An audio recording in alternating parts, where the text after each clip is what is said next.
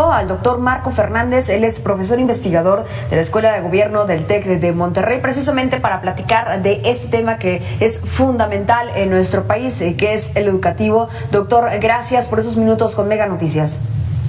Hola Mitzi, muy buenas tardes. Muchas gracias a ti porque ustedes le han estado dando seguimiento a este tema que, como bien dices, es nodal para el país. Hoy la secretaria de Educación en la mañanera dio a conocer las cifras globales de cómo va el regreso presencial. De acuerdo a la secretaria, 66% de los alumnos, 86% de los docentes y 75% de las escuelas han regresado a la presencialidad. Sin embargo, en esta cifra agregada, no tenemos dos cosas básicas. No sabemos cómo hay diferencias entre niveles educativos y entre entidades federativas, y por el otro lado tampoco nos informan realmente de este supuesto 66% de alumnos que ha regresado a la presencialidad.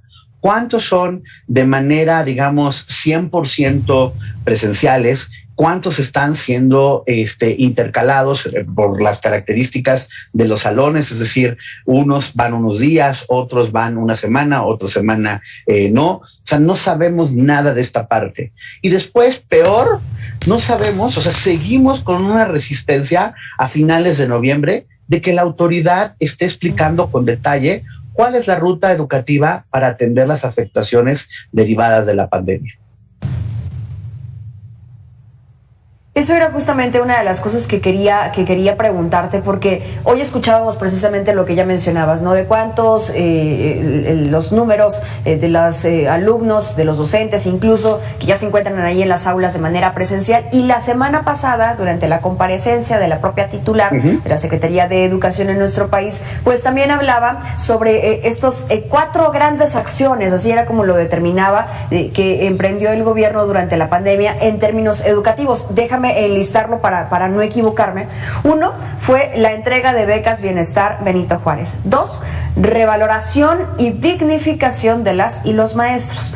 3, la estrategia La Escuela es Nuestra, y en cuarto lugar, la entrega de los libros de texto gratuito. Pero en ningún momento dentro de esta comparecencia escuchamos precisamente si ya se estaba planeando las evaluaciones, si ya se habían aplicado evaluaciones de cómo nos encontramos en esos momentos y cómo nos vamos hacia el 2022, si hay un rezago educativo, de cuánto es es decir, nada al respecto todavía de este tema que hemos insistido mucho a lo largo de las últimas semanas. Mira, Mitzi, por un lado, como bien dices tú, o sea, silencio absoluto para reconocer de qué tamaño es el problema de las afectaciones en los aprendizajes, silencio absoluto para saber cuál es la ruta para atender el problema del abandono y la caída de la matrícula en el sistema educativo. Incluso en estas 4 medidas que supuestamente fueron las grandes medidas que hace el gobierno para enfrentar la pandemia, convenientemente uno nos dijo que en el caso de las becas, por ejemplo, el propio Coneval incluso ha señalado como uno de los problemas básicos que tiene este programa es que ni siquiera le dan seguimiento a que quienes son beneficiarios de este programa realmente estén yendo a la escuela, realmente sigan sus trayectorias educativas, y todos los estudios, todos los que saben del tema del abandono escolar, saben que el problema no es solamente económico, que si tú no lo complementas con tutorías y acompañamiento docente, nomás no jala para detener el abandono escolar que lamentablemente ha aumentado de cara a la pandemia. El tema de La Escuela es Nuestra que tanto presumen, pues un programa opaco en el que sí se ha destinado recursos sustantivos, pero solo para que lo vea la audiencia y juzgue. Tanto lo presumen, en los 2 años de implementación de este programa, solo se ha avanzado, de acuerdo a las propias cifras del gobierno, en conectar 3% más de las escuelas que carecían del agua. Es decir, los avances en ese aspecto han sido mínimos. Que la revalorización magisterial, bueno, basta platicar con los docentes para ver que esto fue una tomada de pelo. Tan tomada de pelo que solo para ver en la perspectiva de lo que va del sexenio, se ha recortado el 89% a los programas de capacitación docente. No hay recursos suficientes para los programas de promoción, ya sea que se conviertan en directores o asesores técnico-pedagógicos, o que les den un mejor salario producto de lo que le llaman el escalafón horizontal. Y ahí están las quejas en contra del organismo de la SEP que lleva todos estos procesos, y es enorme las quejas que hay de los docentes. Entonces, esto de la regularización del magisterio, pues patrañas. Y los libros de texto, o sea, en donde ni siquiera hoy tenemos los nuevos planes de la denominada Nueva Escuela Mexicana. Dijeron que el señor Marx Arriaga iba a hacer libros de texto que fueron un fracaso. Entonces, yo sí creo que basta ya de hablar con las mentiras, y no es aceptable ya la del avestruz de parte de la autoridad, que no quiere dar la cara, que no quiere explicarle a la sociedad de qué tamaño es el problema de la afectación educativa. Se lava las manos, y es muy lamentable en ambas comparecencias, tanto en el Senado como en la Cámara de Diputados, con muy pequeñas excepciones de algunos legisladores, que los representantes populares no hayan hecho una pregunta educativa nodal. Todo en términos, por ejemplo, de los cuestionamientos, entre comillas, cuestionamientos, de qué se había hecho para mejorar la infraestructura de las escuelas. Y obvio que eso es importante, pero no es el problema nodal que estamos enfrentando en términos de afectaciones de aprendizajes, en términos de la parte emocional. Hay muchos chicos, chicas que lamentablemente están en situación de duelo, que han tenido una pérdida en la familia o sufren de problemas de violencia intrafamiliar, y no ha habido una capacitación de los docentes para contener emocionalmente a sus alumnas, a sus alumnos. Entonces, sí me parece que estamos a 30 de noviembre y es increíble el silencio que tiene la autoridad. Supuestamente habían puesto que en el calendario escolar, cuando lo anunciaron al inicio del ciclo escolar, que el 23 de noviembre se acababa el periodo de recuperación de aprendizajes para tratar de compensar lo que se perdió el ciclo escolar anterior al estar a la distancia. Cualquiera que sepa de los que han estado en las aulas, saben que los maestros siguen atendiendo ese problema de los retrasos que tuvieron sus alumnos en los aprendizajes, y nuevamente la autoridad no quiere dar cuenta de eso, y sí me parece que ya basta de la simulación en términos del problema educativo que tenemos enfrente. Sin duda, sin duda. Lo que sí escuchábamos de Delfina Gómez es aceptar, y aún así no resuelve nada, si me lo permites decirlo así, doctor Marco. Dice que sí le hemos quedado a deber, no solamente a los estudiantes, a los padres de familia, a los maestros, a las escuelas, desde hace mucho tiempo. Digamos, acepta un error que efectivamente han tenido, pero pues sigue echándole la culpa al pasado. Si bien no tenemos esas cifras o esa evaluación específica, ¿qué es lo que estamos viendo actualmente? ¿Qué es lo que sí podemos conocer actualmente? ¿De cuánto podría ser este rezago? ¿De cuánto podría ser este retraso que se pueda llegar a tener en nuestro país?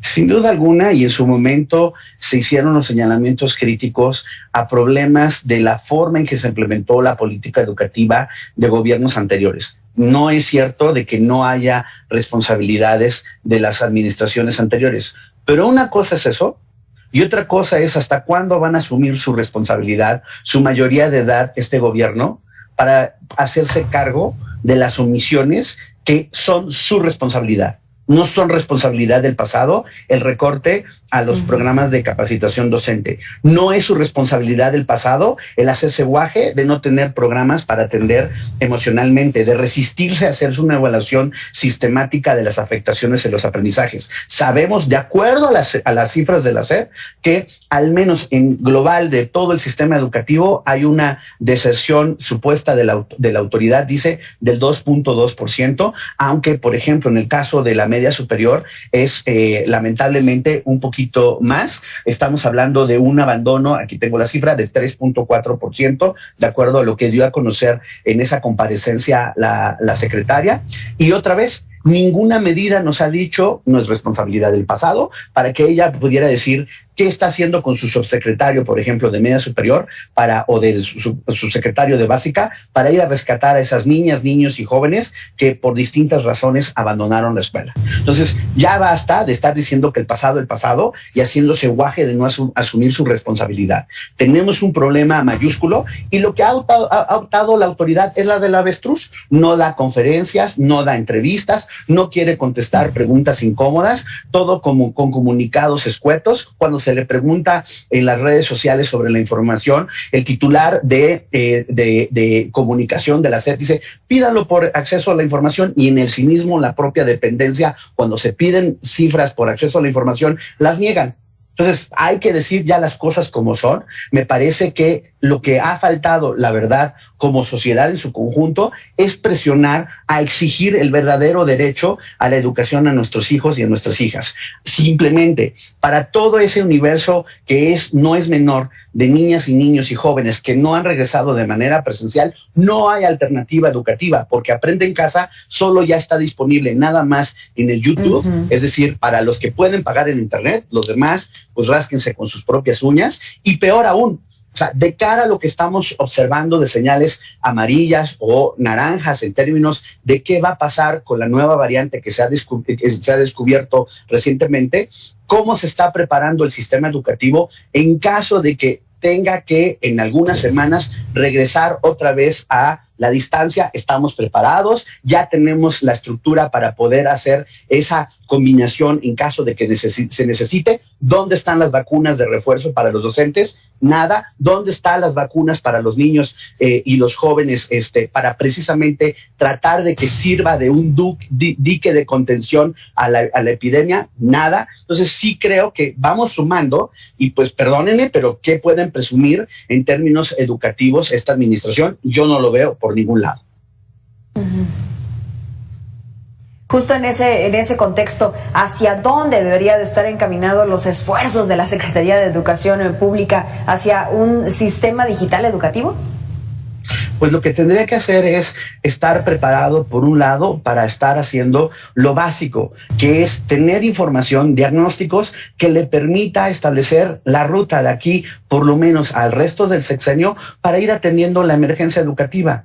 O sea, no vamos a resolver las cosas si las tratamos de tapar con el sol con un dedo. O sea, si tenemos un problema de aprendizajes, más vale que lo veamos en el espejo y sepamos de qué tamaño para darle la información que requieren las docentes para establecer la ruta de recuperación, que no va a ser al 23 de noviembre como suponía la autoridad, sino que lamentablemente va a tomar tiempo y que por lo mismo son estrategias que tendrían que estar diciendo, bueno, al menos lo que toca al gobierno federal de aquí al 2024, ¿cómo nos imaginamos la ruta para atender esta emergencia educativa? Pero vimos que hace unas semanas aprobaron un presupuesto de egresos en donde el presupuesto en términos para educación asume que prácticamente no hay emergencia educativa. O sea, eso de que les importa la educación es puro rollo, porque las prioridades se observan donde están los dineros que se gasten de manera adecuada y en donde haya información y planeación. Y no hay planeación, no hay dinero, hay opacidad, y eso sí, los afectados son lamentablemente la mayor parte de las familias que atienden a las escuelas públicas del país, pero muchos de estas autoridades que han sido omisas sobre la crisis educativa, ¿dónde estudian sus hijos?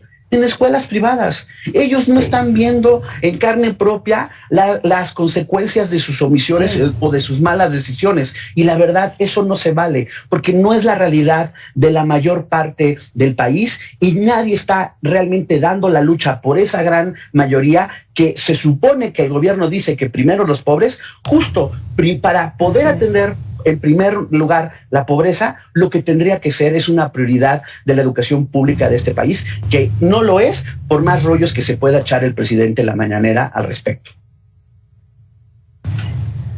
Sí, doctor, y luego se critica a las escuelas privadas. Gracias, doctor Marco Fernández. Siempre es un placer poder escucharle y bueno, pues seguir sobre este tema para que ojalá lo puedan atender las autoridades que son las encargadas precisamente de brindarnos esos derechos. Doctor Marco Fernández, profesor investigador de la Escuela de Gobierno del TEC de Monterrey. Buenas tardes. Muy buenas tardes. Vamos a hacer una pausa y regresamos con más.